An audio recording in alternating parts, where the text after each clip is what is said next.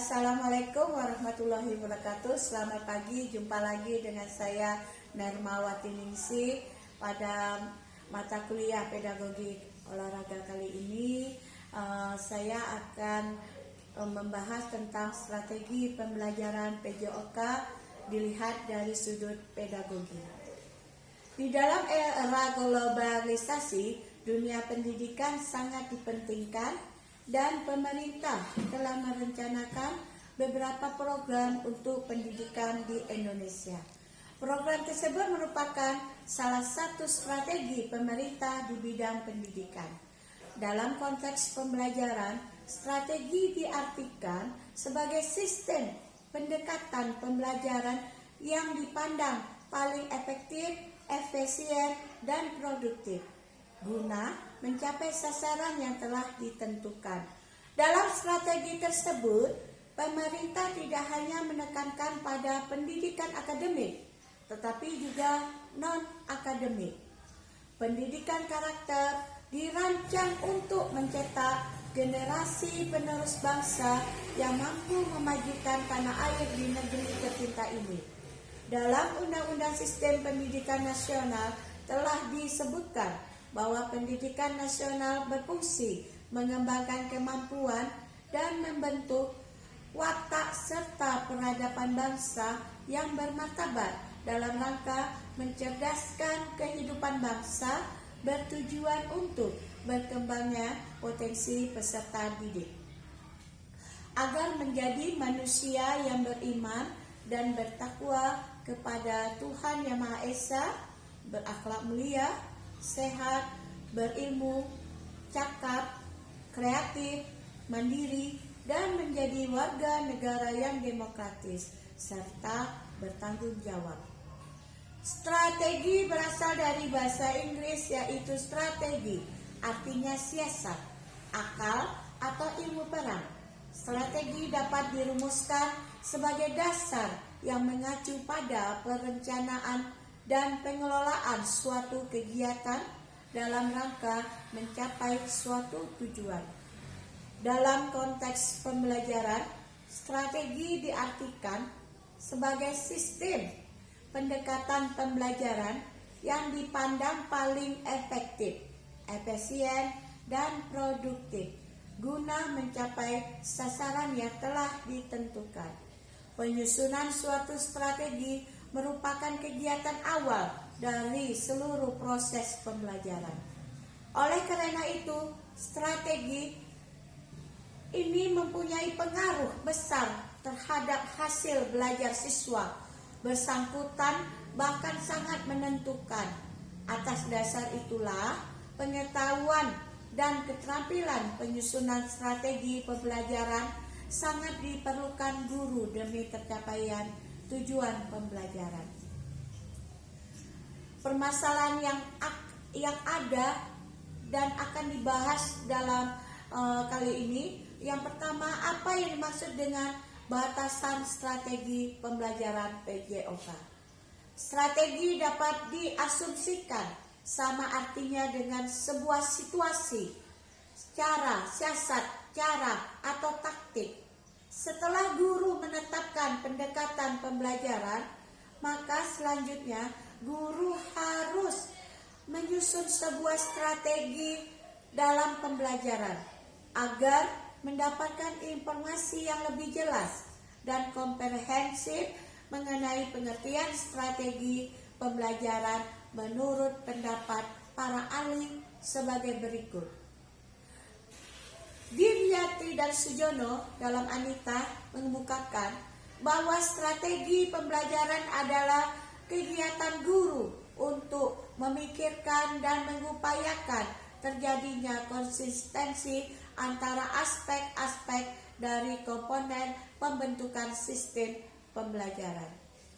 Menurut Suyono, strategi pembelajaran adalah rangkaian kegiatan dalam proses pembelajaran yang terkait dengan pengelolaan siswa, pengelolaan guru, pengelolaan kegiatan pembelajaran, pengelolaan lingkungan belajar, pengelolaan sumber belajar, dan penilaian, asesmen, agar pembelajaran lebih efektif dan efisien sesuai dengan tujuan pembelajaran yang ditetapkan. Dan masih banyak lagi pendapat-pendapat para ahli yang lain. Dari pendapat para ahli tersebut dapat dipahami bahwa strategi pembelajaran merupakan pola umum kegiatan pembelajaran, rangkaian perbuatan guru siswa dalam mewujudkan peristiwa pembelajaran yang efektif untuk mencapai suatu tujuan. Pembelajaran strategi pembelajaran hakikatnya berkenaan dengan urutan kegiatan pembelajaran, metode atau teknik pembelajaran, media pembelajaran, pembagian peran fungsi antara guru dan siswa dalam proses pembelajaran. Dengan demikian, maka strategi pembelajaran bukan merupakan proses yang pasti yang siap dipakai dalam segala situasi dan tujuan pembelajaran. Strategi pembelajaran adalah merupakan hasil pilihan yang disesuaikan dengan situasi dan tujuan pembelajaran tertentu. Situasi dan tujuan pembelajaran itu dapat berbeda-beda. 2. Apa saja ragam komponen PJOK dilihat dari sudut pedagogi. Komponen merupakan bagian dari suatu sistem yang memiliki peran dalam keseluruhan berlangsungnya suatu proses untuk mencapai tujuan sistem. Komponen pendidikan berarti bagian-bagian dari sistem pendidikan yang menentukan berhasil atau tidaknya, atau ada atau tidaknya proses pendidikan. Komponen-komponen yang memungkinkan terjadinya proses pendidikan adalah pertama, tujuan pendidikan. Tujuan pendidikan merupakan suatu hal yang ingin dicapai oleh lembaga pendidikan melalui suatu kegiatan pendidikan. Tujuan pendidikan ini didasari oleh sifat ilmu pendidikan yang normatif dan praktis. Tujuan pendidikan dapat dilihat dari kurikulum pendidikan yang berjabar, mulai dari tujuan nasional, tujuan institusional, tujuan kurikuler, tujuan instruktusional. 2. Peserta didik. Berkembangnya konsep pendidikan berpengaruh pada pemikiran masyarakat terhadap pengertian peserta didik. Kalau dulu orang berpikir peserta didik terdiri dari anak-anak pada usia sekolah saja, maka sekarang peserta didik dimungkinkan termasuk juga di dalamnya orang dewasa. Maka dari itu dapat disimpulkan bahwa peserta didik adalah anggota masyarakat yang berusaha mengembangkan kemampuan, potensi, bakat yang ada pada diri mereka melalui proses pembelajaran yang disediakan oleh lembaga pendidikan pada jalur, jenjang, dan jenis pendidikan tertentu sesuai dengan usia mereka dengan tujuan memperoleh pengetahuan yang lebih banyak dan dorongan untuk menjadi manusia yang lebih baik. 3. Pendidik. Salah satu komponen pendidik dalam pendidikan adalah pendidik.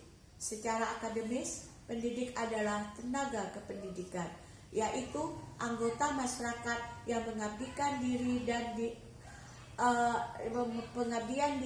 dan diangkat pada lembaga tertentu yang berkualitas seperti guru, dosen, tutor, fasilitator, instruktur, dan sebutan lain yang sesuai dengan khususnya. Terdapat beberapa jenis pendidikan yang tidak terbatas pada pendidik di sekolah saja. Dilihat dari lembaga pendidikan, muncullah beberapa individu yang tergolong pada pendidik. Pertama, guru sebagai pendidik dalam lembaga sekolah. Kedua, orang tua sebagai pendidik dalam lingkungan keluarga. 3. Pimpinan masyarakat baik formal maupun non-formal sebagai pendidik di lingkungan masyarakat. 4. Media, sarana, dan prasarana pembelajaran. Media proses pembelajaran pendidikan jasmani terdiri dari media audio, visual, dan kinetik. Media visual merupakan wadah menyampaikan pesan yang dapat dilihat. Video audio merupakan wadah menyampaikan pesan berupa suara. Sedangkan media kinetik atau motorik adalah segala hal yang dipakai untuk menyampaikan pesan atau informasi berupa gerak.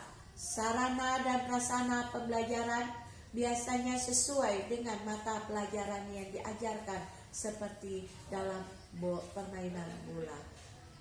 5. Metode pembelajaran. Cara untuk mencapai tujuan pembelajaran, metode mempunyai hubungan fungsional yang kuat dengan tujuan. Memilih dan metode berarti telah menetapkan pula tujuan yang akan dicapai. 6. Isi pendidikan. Isi pendidikan memiliki kaitan yang erat dengan tujuan pendidikan. Untuk mencapai tujuan pendidikan, perlu disampaikan kepada peserta didik isi materi yang biasa disebut kurikulum dalam pendidikan formal. 7. Lingkungan pendidikan. Lingkungan pendidikan adalah sesuatu yang ada di luar diri anak, yang ada di alam semesta, dan ada yang memberikan pengaruh terhadap perkembangannya. Dengan kata lain, lingkungan pendidikan merupakan latar tempat berlangsungnya proses pendidikan.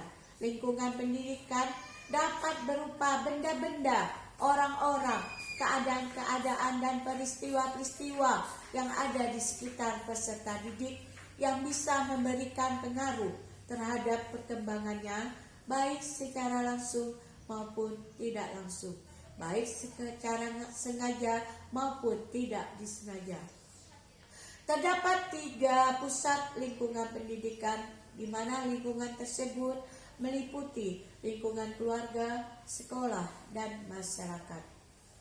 3. Apa saja ruang lingkup strategi pembelajaran PJOK dilihat dari sudut pedagogi.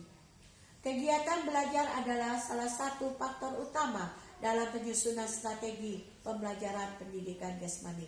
Salah pilih dapat mengakibatkan kerusakan fisik dan mental siswa, bahkan mungkin menimbulkan cacat badan atau cacat rohani. Faktor-faktor yang terkait dengan pelaksanaan kegiatan belajar perlu dipilih, ditetapkan, dan dikembangkan secara cermat. Secara garis besarnya, faktor tersebut adalah metode pembelajaran, media pembelajaran, ruang belajar. Di mana ruang belajar jasmani yang berfungsi memberikan batasan-batasan tertentu bagi gerakan perorangan maupun kelompok. Ruang belajar yang tegas dan ditentukan sebelumnya menimbulkan rasa aman bagi mereka yang berada di dalamnya. Ruang juga dapat mendorong timbulnya kepaduan kelompok. Guru, peserta didik, berkembangnya konsep pendidikan berpengaruh pada pemikiran masyarakat terhadap pengertian peserta didik. Kalau dulu orang berpikir peserta didik terdiri dari anak-anak pada usia sekolah saja, maka sekarang peserta didik dimungkinkan termasuk juga di dalamnya orang dewasa.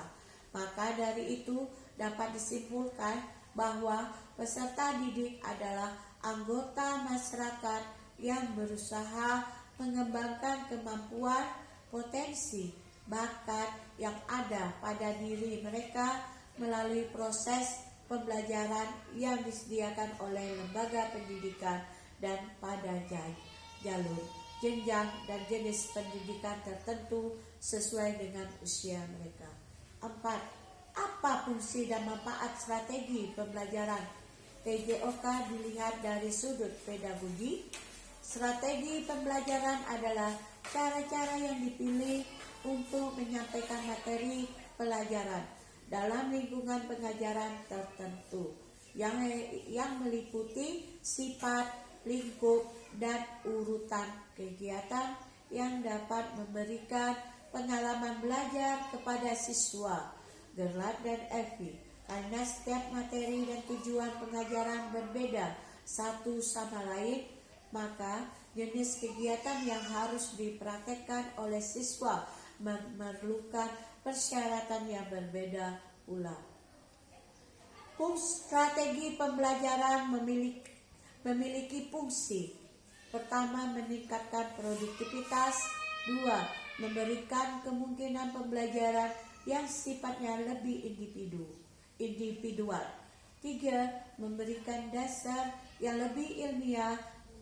Empat, lebih memantapkan pembelajaran. Lima, memungkinkan belajar secara estetika. Enam, memungkinkan penyajian pembelajaran. 7. Fungsi strategi pembelajaran PJOK berfungsi sebagai peletak dasar kegiatan suatu proses belajar mengajar. Strategi dapat pula berfungsi sebagai patokan atau ukuran keberhasilan. Demikian dari semua penjelasan yang saya paparkan tadi. Semoga dapat berguna dan di masa saya berharap dapat saran kritik dari para pendengar untuk memperbaiki dan menyempurnakan kualitas yang saya paparkan tadi. Demikian, wabillahi taufik walhidayah. Wassalamualaikum warahmatullahi wabarakatuh.